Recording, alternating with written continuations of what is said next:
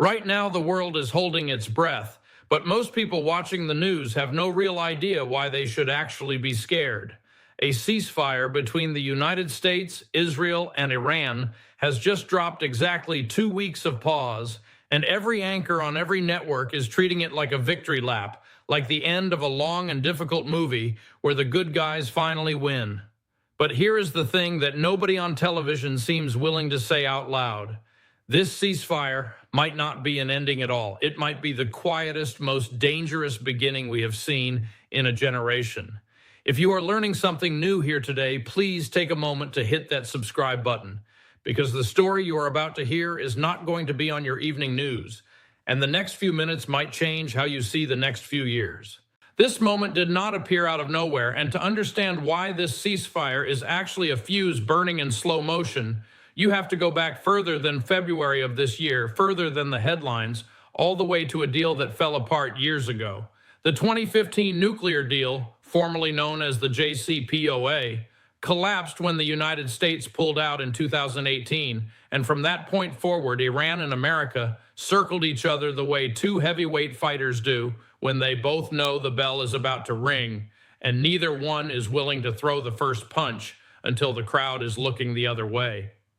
Talks sputtered, tensions climbed, and then in June of 2025, the United States and Israel fought what people now call the 12-day war, sending American bombers deep into Iranian nuclear facilities before a ceasefire landed on June 24th, mediated quietly by the United States and Qatar. The world exhaled that time too and told itself the crisis was over, that cooler heads had prevailed, that the worst had been avoided. But what nobody expected was January of 2026, when Iranian security forces turned on their own citizens during the largest protest movement the country had seen since the 1979 Islamic Revolution, killing tens of thousands of people in the streets, and the world watched in horror as a government slaughtered its own people to stay in power.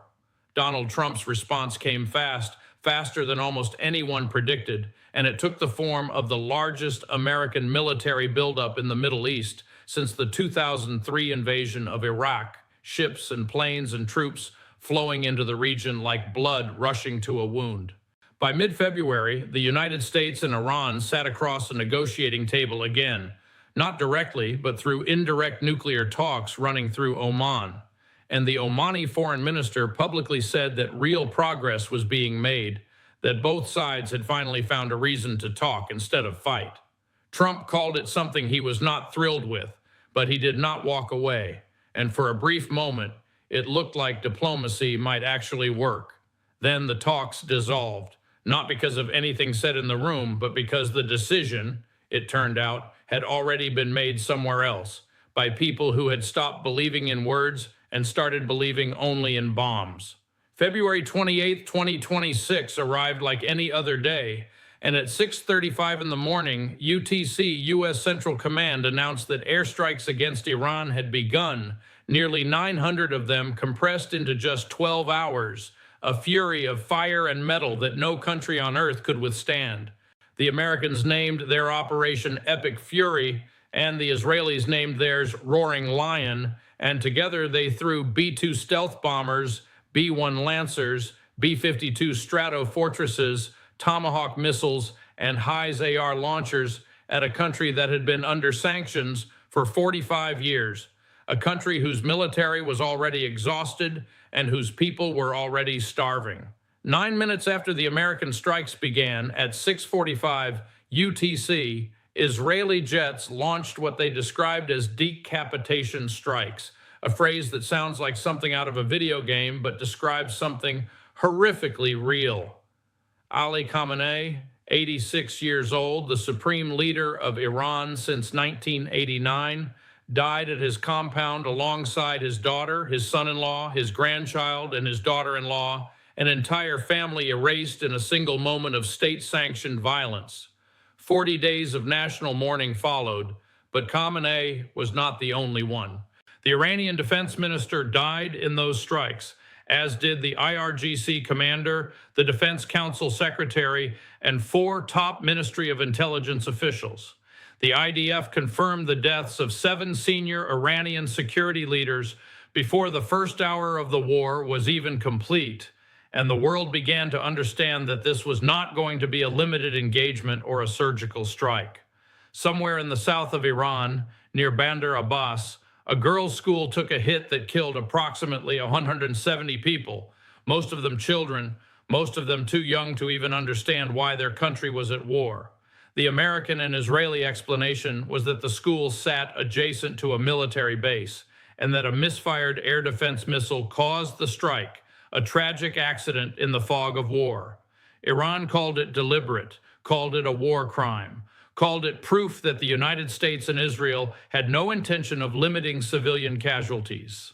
By evening, the Iranian Red Crescent reported 201 dead and 747 wounded across 24 provinces, numbers that would climb higher before the week was out, and Iran's retaliation was already in the air, drones and ballistic missiles heading toward Israel, toward American bases in Bahrain, Jordan, Kuwait, Qatar, Saudi Arabia, and the UAE, with a drone even connecting to Britain's Akrotiri base in Cyprus, and missiles getting shot down over Turkish airspace. 3 American service members died that day, the first U.S. casualties of the conflict, and the war had fully, irreversibly begun, not as a series of escalations or threats, but as a fire that would burn for months. What most people sitting in America missed completely, because it did not make for dramatic television and because it happened in a part of the world most Americans cannot find on a map, was the Strait of Hormuz, a waterway just 33 kilometers wide at its narrowest point, through which flows roughly 20% of the entire world's oil supply every single day. Iran shut it down, not with bombs, but with boats and mines and the simple threat of violence. And the numbers tell the story bluntly.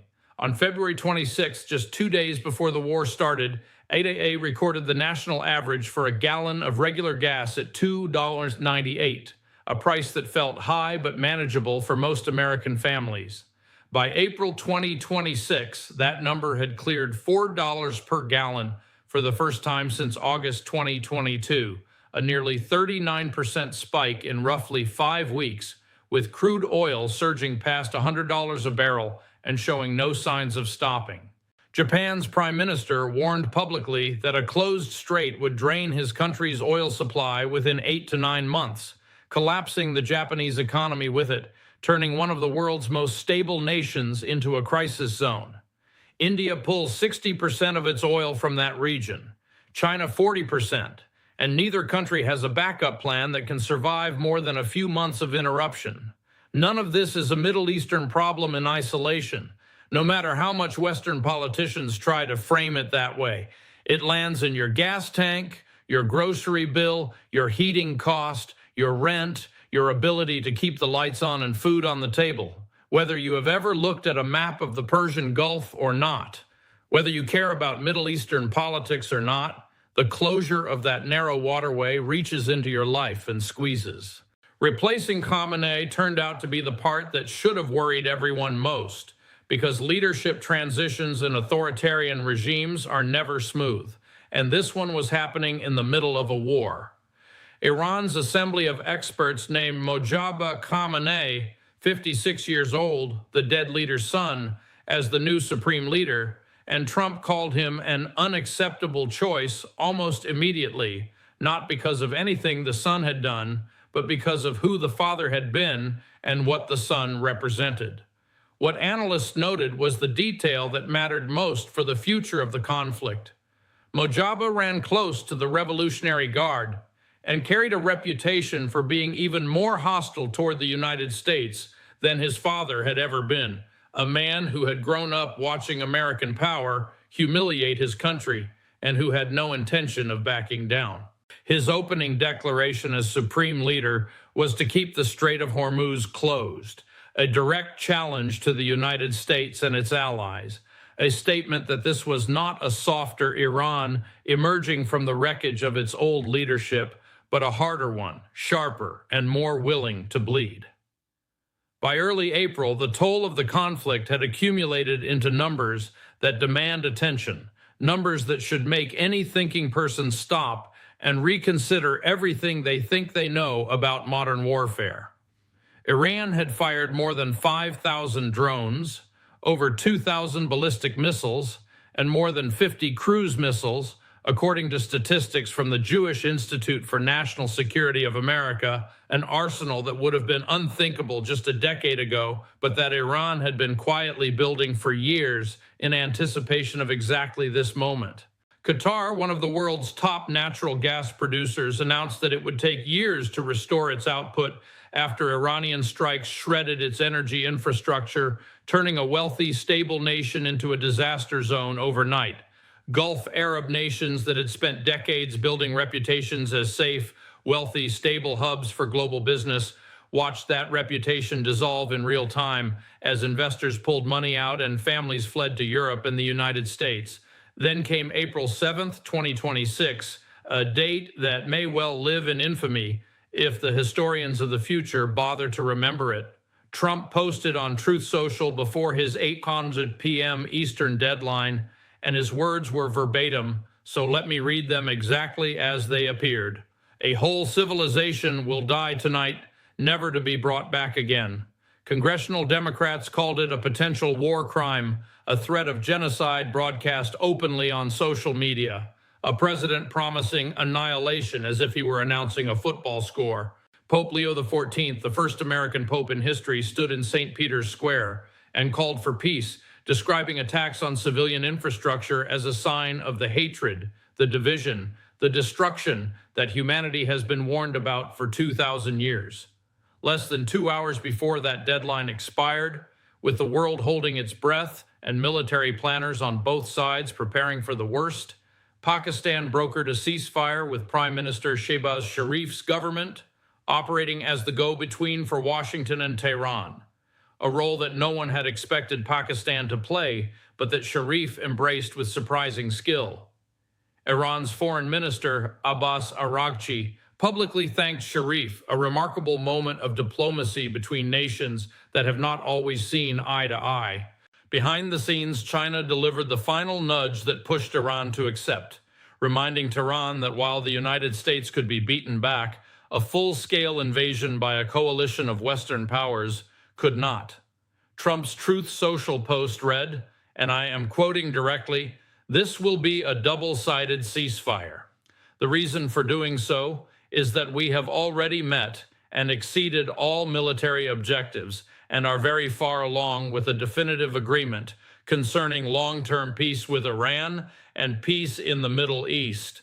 Iran's Supreme National Security Council confirmed the deal and claimed victory in the same breath, declaring that nearly all war objectives had been achieved, a statement that was either delusional or brilliant propaganda, depending on your point of view. Markets responded within minutes. Brent crude dropped more than 13%, landing at 94.74, and the Dow Jones climbed 2,300 points, its best single session since April 2025, as investors convinced themselves that the nightmare was finally over. But here's the thing about that exhale, about that collective sigh of relief that swept through newsrooms and trading floors and living rooms across America. The ceasefire started cracking before the ink was even dry on the documents, before the diplomats had finished shaking hands and posing for photographs. Lebanon became the fault line almost immediately, because Lebanon is always the fault line when Israel and Iran fight, a country too weak to defend itself and too divided to negotiate for itself. Within hours of the ceasefire announcement, Netanyahu's office confirmed that Israel's government supported Trump's decision to pause strikes on Iran for 2 weeks, and then added one sentence that changed everything, a sentence that most news outlets buried in the 8th paragraph of their coverage. The ceasefire did not include Lebanon. Israel launched Operation Eternal Darkness against Hezbollah that same day, its largest strike since the war began, leaving 254 people dead across Lebanon and 165 wounded, with 92 of those deaths concentrated in Beirut alone, a city that has seen more than its share of bombs and blood. By April 8th, at least 182 more people died in central Beirut from Israeli strikes that landed after the ceasefire was supposedly active, after the world had been told that the fighting was over, after the diplomats had gone home to their families. Iran responded by threatening to hit Israel if the assault on Lebanon did not stop, not with a vague warning, but with a specific threat backed by missiles already in launch tubes.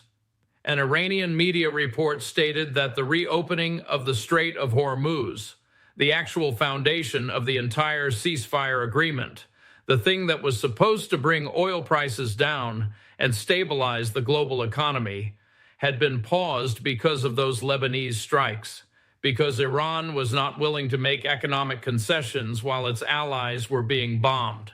Shehbaz Sharif, the man who built this deal, the Pakistani prime minister, who had staked his reputation on bringing peace to a region that does not know the meaning of the word, publicly condemned the violations and urged every party to exercise restraint and respect the ceasefire for 2 weeks as agreed upon, so that diplomacy can take a lead role. And Iran's Supreme National Security Council put out a statement that deserves to be read slowly, deserves to be carved into the memory of anyone who thinks this conflict is winding down. Our hands are on the trigger, the statement read, and the moment the enemy makes the slightest mistake, it will be met with full force. Underneath all of that, underneath the headlines and the press conferences and the Truth Social posts, sits a nuclear question, unresolved and immovable, a question that has haunted the Middle East for 2 decades and that no amount of bombing or diplomacy has been able to answer. All of Iran's highly enriched uranium remained inside the country after the ceasefire, likely entombed at the enrichment sites that American bombers struck during the 12-day war the previous June, but not destroyed, not removed, not rendered unusable. Trump stated that the United States would work with Iran to dig up and remove that uranium, a logistical nightmare that would require thousands of troops and years of work, and Iran offered no confirmation of that plan. No indication that it was even willing to discuss the idea. Trump and Netanyahu demanded complete dismantlement of the Iranian nuclear program, a non-negotiable condition from their perspective, and Iran's 10-point peace proposal. The document Tehran submitted as its terms for the ceasefire rejected that demand outright, called it an infringement on Iranian sovereignty, a colonial demand dressed up in diplomatic language. What started this whole conflict, the thing every press conference cited as a justification for nearly 900 strikes in a single morning, remained completely unresolved, sitting in the ground like a landmine waiting for someone to step on it. None of that mattered to the Pentagon's budget request, which came in at more than $200 billion in additional war funding, a number so large that it signals something that the Pentagon will never say out loud. The United States government is not planning for a short conflict, is not expecting to withdraw its troops anytime soon, is quietly preparing for a war that lasts years, not months. Director of National Intelligence Tulsi Gabbard told the Senate that Iran's conventional military capabilities have largely been destroyed, a victory by any measure, and then added the part that most headlines buried, the part that should keep every strategist in Washington awake at night. The regime appears intact, she said, meaning that while Iran may have lost its missiles and its drones and its generals, it has not lost its will to fight, its capacity to organize, its ability to cause trouble for years to come. Here is what this war has cost the people who had the least say in it, the civilians who did not vote for this conflict, who did not ask to be bombed, who just wanted to live their lives and raise their children in peace. Across Lebanon, more than 1,600 people have died and over 1 million have been displaced. More than 1/6 of the country's entire population uprooted from their homes, living in schools and stadiums and tents, not knowing when or if they will ever go back. The IMF's chief economist warned that every 10% increase in energy prices over 2026 is expected to push global inflation up by nearly 0.5%, a chain reaction that starts with oil and ends with the price of bread in countries that have nothing to do with the Middle East. That means your costs climb, whether the missiles land near you or not, whether you support the war or oppose it, whether you voted for the people who started it or voted against them. 2 weeks, that is the window. This ceasefire opened 2 weeks for two sides that each declare total victory to sit down and negotiate something permanent, something that looks less like a pause and more like a real end to the bloodshed, but with a new Iranian supreme leader more hostile than the last, with Lebanon actively burning despite the agreement, with the reopening of the Strait of Hormuz hanging by a thread, and with a $200 billion Pentagon funding request quietly suggesting that someone in Washington has already planned for what comes next. The odds do not look good. Secretary General Antonio Guterres urged both sides to respect the ceasefire and expressed hope that it would be extended, hope being the only tool left in the diplomatic toolbox after all the threats and all the bombs and all the dead children. The world is watching, and the question was never really whether this ceasefire would hold, because 2 weeks is a very short time to solve problems that have festered for generations. The question is what the world looks like when it does not hold. What happens when the 2 weeks are up and neither side has backed down and the missiles start flying again? That is the story nobody wants to tell you, but it is the story you need to hear. See you next time.